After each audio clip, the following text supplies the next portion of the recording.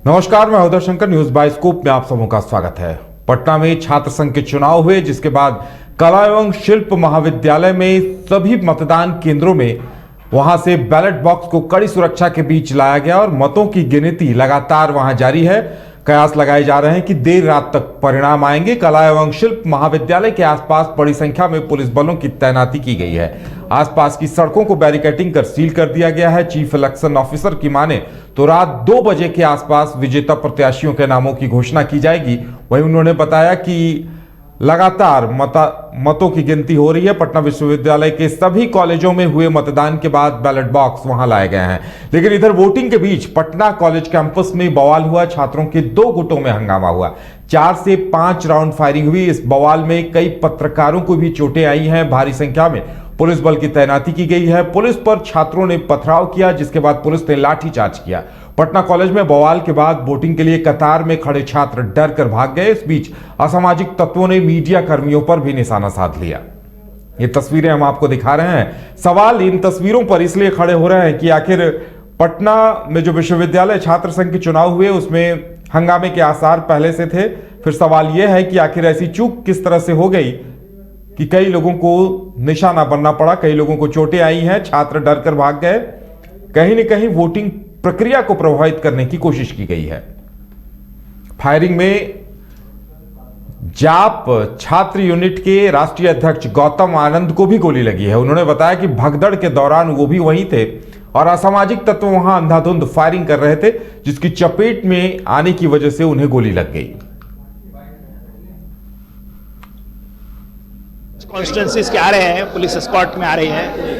जब वो आ जाएंगे उसके बाद हम अरेंज करेंगे। प्रेसिडेंट, सेक्रेटरी, जनरल सेक्रेटरी सभी के अलग अलग कमरे में ले जाएंगे। उसके बाद हमारे जो कैंडिडेट। पटना विश्वविद्यालय में आज इलेक्शंस हो रहे थे। उस इलेक्शन के दौरान पटना कॉलेज में फायरिंग हुई है और फायरिंग के दौरान हमारे जाप के जो राष्ट्रीय अध्यक्ष हैं, इनको गलती से या किसी भी दौरान गोली लग गई है और जैसा हम देख रहे हैं इनकी उंगली में गोली लगी है। तो अभी इनकी स्थिति अच्छी नहीं है, ज़्यादा बोल पाने की स्थिति में नहीं है। और ज्यादा जानकारी के लिए इस वक्त हमारे साथ पटना से हमारी संवाददाता मधु हमारे साथ जुड़ी हुई हैं। सीधे चलेंगे उनके पास। मधु, कई सवाल सामने खड़े हैं। जो तस्वीरें सामने आई हैं, जिस तरह से घटनाएं वहां हुई हैं, आप वहां मौजूद थी। सबसे पहले जानना चाहेंगे कि क्या कुछ देखा वहां आपने वहां?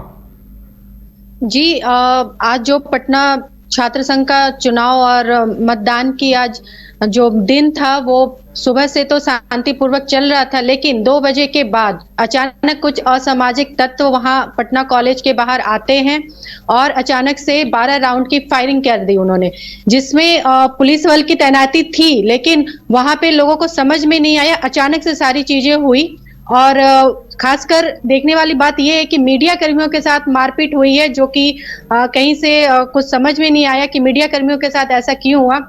इसी दौरान जाप के जो छात्र संघ के राष्ट्रीय अध्यक्ष हैं आनंद जी, उन पे भी हमला किया गया और मीडिया कर्मियों को बचाने के दौरान उनको भी हाथ में उंगली में गोली लगी थी, जिसके बाद उनको पीएमसीएच ले जाया गया और वहां पे प्राथमिक उपचार के बाद उनको छुट्टी दे दी गई है। बिल्कुल मधु, पटना में छात्र संघ चुनाव जब भी होते हैं हंगामा होता है। इस बार भी पहले से कयास लगाए जा रहे थे कि हंगामे के आसार हैं। इसके बावजूद गोलियां चल गई। असामाजिक तत्वों ने पत्रकारों को भी निशाना साधा, पत्रकारों पर भी निशाना साधा। आम लोग भी शिकार हुए हैं इस भगदड़ के। आखिर किसकी चूक मानी जाए इसे? ये चूक किसकी है ये बताना तो मुश्किल है, लेकिन चूंकि सुबह से चुनाव जो चल रही थी वोटिंग, वो बहुत ही शांतिपूर्वक तरीके से चल रही थी। कहीं कुछ गड़बड़ी देखने को नहीं मिल रही थी। 54.53% की वोटिंग हुई थी, लेकिन अचानक से कुछ असामाजिक तत्व आते हैं, गोलियां चलाना शुरू कर देते हैं, मीडिया कर्मियों से मारपीट करना शुरू कर देते हैं, उन पर पथराव शुरू कर देते हैं, भगदड़ मच जाती है। तो ये कहीं से किसी के समझ में नहीं आता। ये घटना जहां तक हमें पता लगा है सूत्रों से कि ये कुछ प्री प्लान किया हुआ था कुछ असामाजिक तत्वों के द्वारा, ताकि वोटिंग में कुछ ना कुछ बाधाएं उत्पन्न करी जाए। बिल्कुल मधु, जिस तरह से हंगामा हुआ है ये तो कहा जा सकता है कि पुलिस प्रशासन और इनसे चूक हुई है जिसकी वजह से इस तरह से हंगामा हुआ, क्योंकि हंगामे के आसार पहले से थे, असामाजिक तत्वों को मौका मिला। लेकिन आम लोगों को और छात्र लाइनों में लगे हुए थे, कतारों में लगे हुए थे, उन्हें काफी मुश्किलों का सामना करना पड़ा होगा। जी जी, जो उस समय वोटिंग के लिए वहां थे छात्र, वो तो फिर वोटिंग कर नहीं पाए क्योंकि भगदड़ मच गई थी। रही बात पुलिस कर्मियों की, तो उनको भी लगा कि शायद अब सुबह से मतदान बहुत ही अच्छे से हो गया है और ये थोड़ा टाइम बचा है, ये भी अच्छे से निकल जाएगा।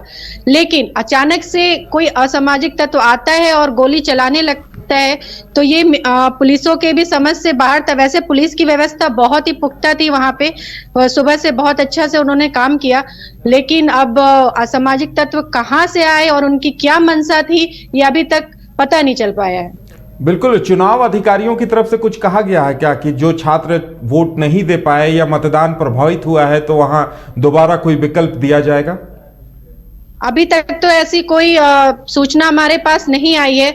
अभी चूंकि वोटों की गिनती चालू है और देर रात तक परिणाम आने हैं, परिणाम आने के बाद हो सकता है कुछ हंगामा हो, क्योंकि ये गोलीकांड के बाद कुछ तो व्यवधा उत्पन्न हुई थी और वोटिंग कम हुई है। हो सकता है कि जो रिजल्ट आए उसके बाद हंगामा हो और उसके बाद शायद से कुछ ऐसा स्टेप उठाया जाए कि फिर से वोटिंग के लिए कुछ मिले लोगों जो स्टूडेंट है, बट अभी तक ऐसी कोई घोषणा नहीं हुई है। बस आखिरी सवाल लेंगे आपसे, मतगणना को लेकर क्या कुछ अपडेट्स आ रहे हैं? कब तक खत्म होने के आसार है ये जो मतगणना हो रही है? मतगणना अभी चालू है और देर रात तक चलेगी। लगभग 12 बजे के बाद ही जो हमें चुनाव परिणाम का जो प्राथमिक जो पहला चरण है वो हमें पता चलना शुरू होगा।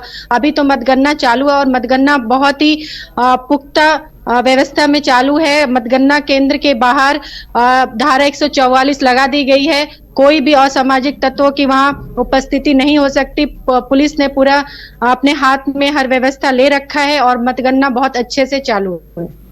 चलिए, हमारे साथ जुड़ने के लिए और तमाम जानकारी देने के लिए आपका बहुत बहुत धन्यवाद। ये थी हमारी संवाददाता मधु पटना से, जो बता रही थी कि रात के 12 बजे तक मतगणना खत्म होने के आसार हैं।